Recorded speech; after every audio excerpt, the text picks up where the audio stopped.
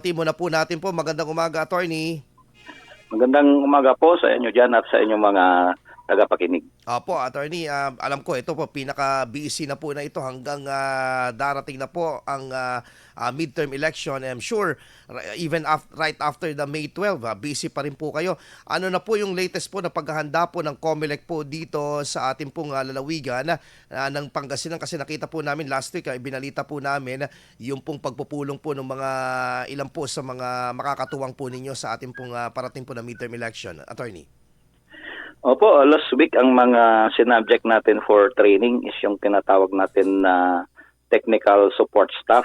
Sila po yung in charge sa mga troubleshooting at malfunctions ng ating automated counting machine pagdating ng ating election day. At susunod po next week, yung training naman ng ating mga members ng electoral boards, buong Pangasinan po din yan at buong region or buong bansa din dahil magkakaiba lang ng exact schedules. So yun po until for the entire month of March, yun po training yung mga gagawin namin. Opo. Yung pong nakalatag na rin po ba itong ating pong seguridad sa nalalapit po na pagdating ng mga machines at mga iba pa pong election paraphernalia po na gagamitin po sa midterm election dito sa ating lalawigan po? Yes, unang-una, paisa-isa nang nadi-deliver yung mga non-accountable forms, yung mga hindi naman tinatawag na hindi mga sensitibo o delikadong mga materials. Opo. Paisa-isa nang dumarating sa Office of the Provincial Treasurer, Office of the City Treasurers. Ang mga city kasi direct yung delivery sa kanila at sa mga munisipyo dadaan muna kay Provincial Treasurer. So alam na po ng kapulisan din natin yan, but sinabi ko nga po na hindi naman po sila mga delikadong materials. Opo, pero yung completion po nitong ating mga election paraphernalia materials po, projected mga anong week po ito ng March or April po or May darating po, attorney? Makukumpleto. Ang deliveries po sa provincial level ay hanggang end of April. Para by May, ready na po lahat na gamitin. Okay, all system go na po talaga. Anyway, isa po sa attorney, may panawagan po yung mga ilang opisyalis po to really push ito pong information drive campaign pagdating po sa eleksyon, particularly na pwede palang bumoto ito pong mga PWDs and senior citizen po natin sa mga piling malls. Dito po ba sa ating pong probinsya, meron pong identified na po o lahat po ng mga malls po, lalagyan po natin ng polling precinct para sa ating mga senior citizen and PWDs? Yun pong mall voting hindi lang po hindi lang po para sa mga members of the vulnerable sector, priority po sila. Opo. At para rin po sa lahat ng botante yan na gustong maging convenient yung pagpila nila. As far as Pangasinan is concerned, wala pong na-qualify sa ating mga malls. Marami tayong malls dito but wala pong na-qualify sa ngayon dahil hindi lang naman basta mall yan, pwede na po tayong mag-establish ng presinto. Unang-una po may space requirement po doon sa gagamiting area. Hindi po yung space requirement ng mall kundi doon sa area na ibibigay nila kung saan gaganapin ang mall voting. So wala pong naka-qualify dahil occupied naman po halos lahat ng space sa mga malls, occupied ng kanilang mga tenants. Okay, so yun po yung reason kaya walang sa ngayong 2025 national and local elections, wala po tayong mall voting dito sa Pangasinan. But for our vulnerable sectors naman, mayroon po silang special accommodation sa election day kung saan pabubotohin po sila 5 in the morning to 7 in the morning. Exclusive po para sa kanila yon. Mas maagang pagboto para sa mga members of the vulnerable sector. Lahat po ng presinto yan. Ayun. So malinaw po yun para hindi po magkaroon ng kalituhan kasi may mga nababasa din po sila ng mga ilang po ng mga balita at patungkol po dito. At least malinaw po ito. At for now, itong midterm election po natin, wala pong mall voting po na magaganap po dito sa lalawigan ng Pangasinan. Anyway, attorney, kahapon po yung ating Oplan na baklas po na pinangunahan po ng ating pong ahensya, kamustahin po namin yung development po dito and yung paglilinaw kasi mukhang nagkakaroon po ng kalituhan po dito yung mga ilang supporters medyo nanggagalaiti po sila dito po sa kanila pong mga paratang po nila na medyo may mga nilalampasan daw. Paano po bang naging sistema? At ang malinaw dito, national post po yung ating pong target kahapon po na nagsimula Oplan Baklas sa attorney. Okay, unang-una nagpapasalamat tayo sa ating mga partners, yung nangyaring Operation Baklas kahapon. Mhm. Hindi lang po COMELEC yung may participation diyan. Pinamunaan po 'yan ng COMELEC at Opo. sinecure ng PNP. Kasama din natin yung mga agencies na kasama sa committee to tear down illegal campaign materials, DENR, DPWH, LGUs, at mga electric operatives. So ang subject po niyan is yung mga kumakandidato for national positions, senators and party list. Ayun. Okay, party list po, kasama po ang party list dyan. Lahat ng kumakandidato sa national positions. Ngayon, ang subject po namin ay yung mga campaign materials placed in unauthorized locations. Mhm. Ngayon, may mga nagtanong din po bakit may mga natanggal na campaign materials ng mga kumakandidato or posters muna, hindi na siguro Opo. natin tatawagin na campaign materials, Opo. posters ng mga lumalaban sa local positions.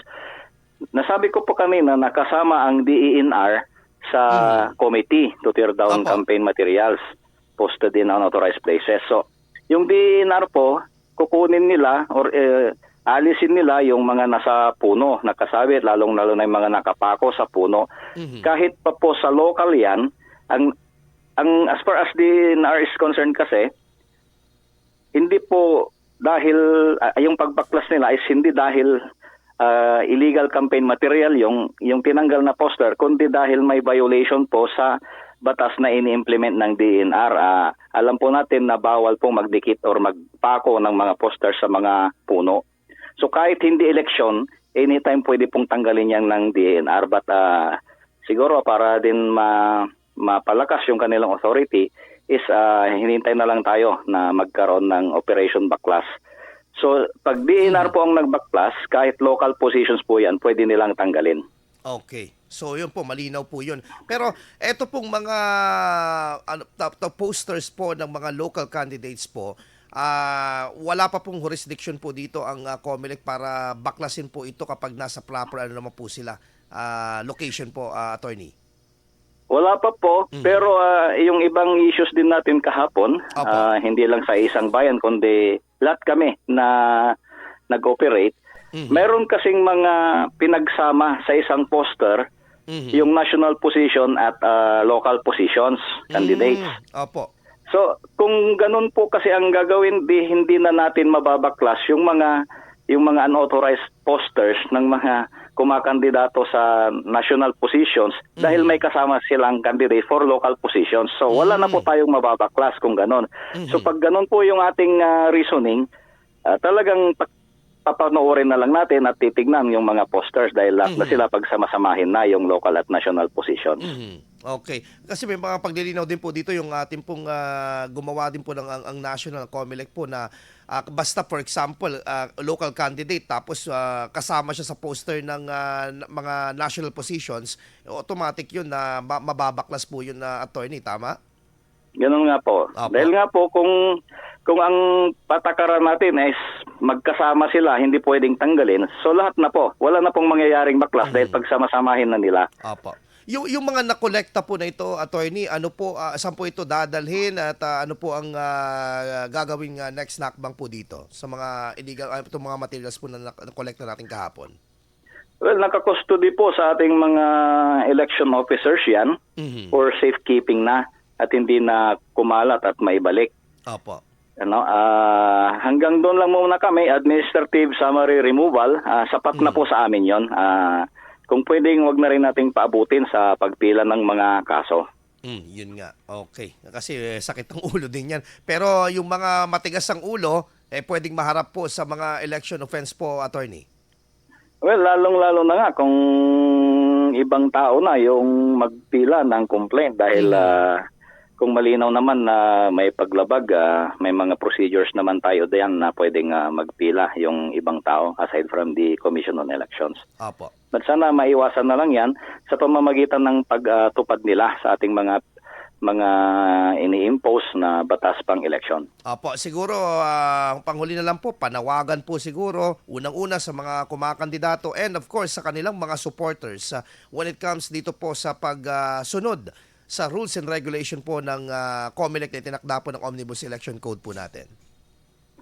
Opo, sa mga candidates natin and aspirants, bukas naman po kami, araw-araw yan, naka-post din po sa mga Facebook pages ng ating mga field offices, yung mga tinatalaga natin na common poster areas, at kung may mga katanungan pa, ang instructions po namin is dapat nakahanda yung election officer na sumagot sa mga concerns. So, gaya ng sinabi ko, open po kami Monday to Saturday yan. Kung may mga kailangang tanungin, pumasyal lang po sa aming mga opisina para makapag-comply tayo. Proper coordination lang naman po ang kailangan dyan at maiwasan yung mga paglabag. Sa ating mga supporters naman, manatili po tayong mapagmatsyag sana at mapanuri na hindi dahil may nakita tayong post, ang bilis na nating mag-react. Hindi naman po lahat, kung minsan ay yun na agad ang katotohanan. Sabi nga po nila, there are always two sides of the coin. So, mas maganda po sana na mag-verify muna tayo bago tayo mag-react. Halimbawa sa mga operation backlash namin, ginagawa po namin ng maayos. Ginagawa namin ang lahat upang maging maayos yan. Although hindi natin natatanggal lahat dahil nga limited number of personnel kami. But then, hindi lang naman po kahapon yung pwede namin gawing schedule ng pag-operation backlash. Pwede pa rin po kaming mag-schedule bawat bayan as the need arises. At kung may maluwag yung oras namin. At iwasan po sana natin yung pagpapalaganap ng hindi totoong impormasyon. At yun, ulitin ko po yung pakiusap na sana alamin muna. Mas mabuti ang may alam, sabi nga sa isang commercial. Alamin sana yung totoong nangyari bago tayo mag-react. Correct. Yun. So, yun lang po muna. We agree on that. Attorney, maraming salamat po. Ang ating pong Pangasinan Provincial Election Supervisor ng COMELEC, Attorney Eric Oganiza. Sir, mabuhay po kayo at magandang umaga po. Maraming salamat din po. Impormasyon, intriga, issue, eye for an eye. Gising na! Balik!